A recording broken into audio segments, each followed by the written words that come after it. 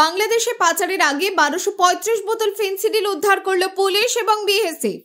বসিরহাট মহকুমার হিঙ্গলগঞ্জ থানার হিঙ্গলগঞ্জের ঘোষপাড়ার ইছামতি নদীর পাড়ে কয়েকজন যুবক ঘোরাফেরা করছিল। খবর পেয়ে হিঙ্গলগঞ্জ থানার পুলিশ হানা দিলে বেশ কিছু ব্যাগ ফেলে পালিয়ে যায় তারা।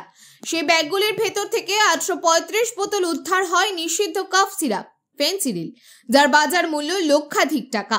পুলিশ সূত্রে জানা যায়, পাচারকারীরা ওই ফেন্সিডিলের ব্যাগগুলি বাংলাদেশে পাচারের চেষ্টা করছিলেন।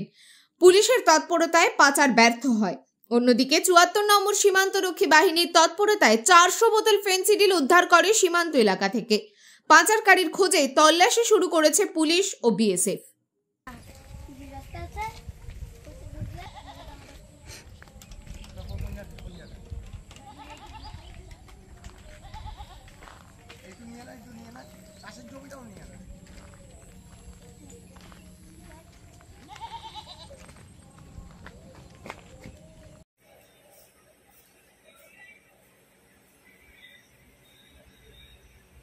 যদি চলান থাকে তাহলে সেইটার দিকে হবে।